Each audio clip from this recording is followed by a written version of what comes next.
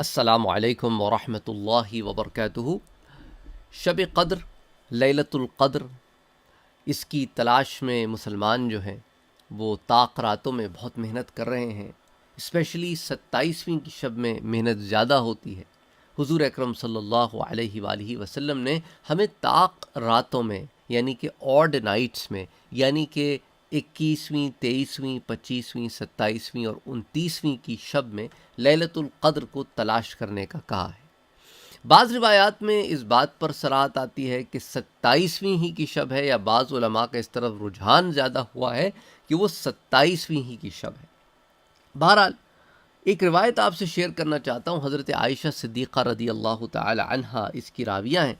کہتی ہیں، میں نے کہا کہ اے اللہ کے رسول صلی اللہ علیہ وآلہ وسلم، خبر دیجئے کہ اگر میں جان لوں کہ شب قدر کون سی رات ہے تو اس رات کو پھر میں کیا کہوں۔ اب آپ اس کا اندازہ یوں کر لیں کہ آپ ہر طاق رات میں سے اپنا معمول بنا لیں۔ تو حضور صلی اللہ علیہ وآلہ وسلم نے ایک دعا سکھلائی۔ یہ ہو سکتا ہے آپ لوگوں میں سے بہت سارے لوگوں نے سنی بھی ہو، اور یہ بڑی ایزلی سرچیبل بھی ہے، انٹرنیٹ پہ آپ کو مل جائے گی۔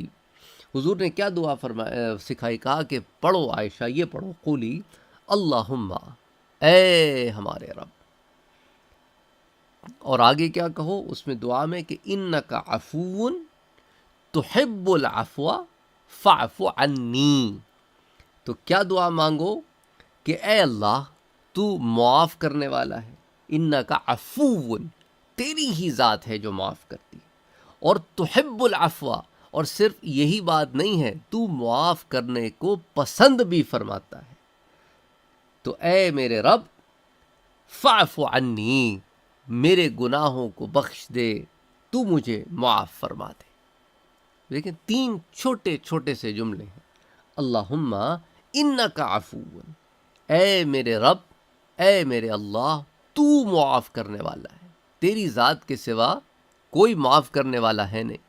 گناہ میں نے کیے ہیں اور اب تیری بارگاہ میں آ گیا ہوں، یا تیری بارگاہ میں آ گئی ہوں، تو اے باری تعالیٰ یہ تیری ہی صفت ہے کہ تو معاف کرنے والا ہے۔ اور صرف یہی بات نہیں، اے باری تعالیٰ تحب العفو، تو معاف کرنے کو پسند بھی کرتا ہے۔ اب آپ کہیں گے کہ یہ اضافے کی کیا ضرورت تھی؟ دیکھیں نا، دنیاوی معاملات میں اگر ہمیں کسی کو معاف کرنا ہو تو ہمارے اندر ایک قسم کی، آپ سمجھ لیں، معاف کرنے میں کوئی، ہمارے دل میں کوئی اچھی فیلنگز نہیں آتی، بلکہ constantly at the back of the mind یہی ہوتا ہے کہ یار اس نے ایک کام کیا کیوں، اب معافیاں مانگنے آ گیا ہے۔ لیکن باری تعالیٰ جو ہے، اس کی رحمت کا یہ عالم ہے کہ وہ پسند فرماتا ہے اس چیز کو کہ بندہ ریئلائز کرے کہ میں نے مسٹیک کی ہے، آئی سینڈ، میں نے گناہ کیا ہے، میں اپنے رب کے حضور اب معافی مانگنے آ گیا ہوں۔ اس کیفیت کو وہ پسند فرماتا ہے۔ وہ پلٹنے والوں کو، لوٹنے والوں کو پسند فرماتا ہے۔ تو اس لیے کہا کہ باری تعالیٰ تیرے سوا کوئی معاف کرتا نہیں، اور تو معافی مانگنے والوں کو پسند بھی کرتا ہے، تو اے باری تعالیٰ میرے گناہوں کو معاف فرما۔ اللہم انک عفو تحب العفو فاعف عنی۔ اچھا، اب یہ تو ہو گیا انڈیویجول، اگر ایک آدمی دعا مانگ رہا ہے۔ اچھا، نماز میں یا جماعت میں یا ایک سے زائد لوگ جب دعا مانگے اور ایک شخص لیڈ کر رہا ہو، تو آپ نے دیکھا ہوگا آخری کا صیغہ بدل جاتا ہے۔ اللہم انک عفو تحب العفو، پہلے کیا بتایا تھا میں نے؟ فاعف عنی تھا، مجھے معاف کر دے۔ اب آخری صیغہ ہو جائے گا فاعف عنا، ہمیں معاف کر دے۔ تو عنی عنا ہو جائے گا، عنی ایک ہو گیا، عنا ایک، مطلب پلورل ہو گیا اس کا۔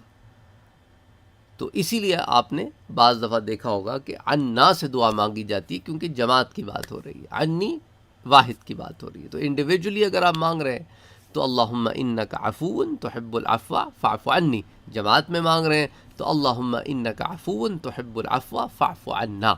اچھا، یہ جو روایت ہے، جیسے میں نے آپ سے ذکر کیا تھا کہ ہم مشکات شریف کا مطالعہ کریں، تو مشکات شریف میں یہ شب قدر کا بیان ہے، باب لیلۃ القدر۔ تو اس میں دوسری صف میں یہ پہلی روایت ہے، اور آگے جو ہے اس کو امام احمد اور اسی طرح امام ابن ماجہ اور امام ترمذی ان سب نے اسے روایت کیا ہے اور اس کو درجہ صحیح پر کہا ہے۔ سبحان اللہ سبحان اللہ سبحان اللہ۔ تو ان کو آپ اس دعا کو اور اس طرح کی اور دوسری دعاؤں کو اپنے معمول کا حصہ بنائیں کہ یہ وہ دعا ہے جس کی تعلیم میرے پیارے نبی صلی اللہ علیہ وآلہ وسلم نے دی ہے۔ تو اب آپ اس سے اندازہ کریں کہ کیا خوبصورت دعا اور بڑی جامع دعا ہے، کیونکہ دیکھیں نا زیادہ تر پریشانی ہمیں یہی ہوتی ہے نا، ہم گناہ گار ہیں، خطا کار ہیں، ہمارا ہوگا کیا؟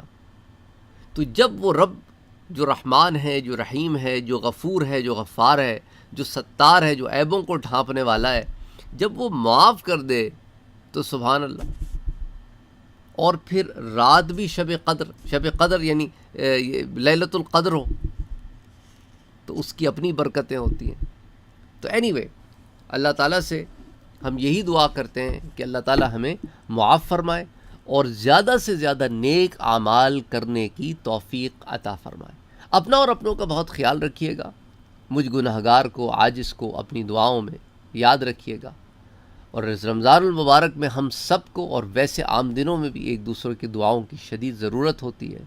آپ لوگوں میں سے جس نے دعا کے لیے کہا تھا، اللہ عز و جل ان تمام دعاؤں کو قبول فرمائے، آمین یا رب العالمین۔ اللہ تعالیٰ سب کی مشکلات کو اور پریشانیوں کو دور فرمائے، اور ہمارے پیارے جو ہم سے بچھڑ گئے ہیں، زیادہ تر لوگوں نے یہی دعا کی درخواست کی ہے کہ وہ پیارے جو ہم سے بچھڑ گئے ہیں، اللہ تعالیٰ ان کی مغفرت فرمائے، ان کے درجات کو بلند فرمائے، ان کی کوتاہیوں کو سے درگزر فرمائے، اور ان کے لیے برزخ اور آخرت تمام معاملات آسان فرمائے، پل صراط سے آسانی سے گزر جائیں، اور جنت الفردوس میں اللہ تعالیٰ انہیں داخل فرمائے، بغیر حساب کے داخل فرمائے، اور اللہ تعالیٰ ہمارا خاتمہ بھی خیر پر کرے اور ہمارے گناہوں کو بھی بخش دے اور ہم سے بھی راضی ہو جائے، آمین یا رب العالمین۔ اللہم صلی وسلم وبارک علی سیدنا و حبیبنا و شفیعنا محمد صلی اللہ علیہ وآلہ وسلم۔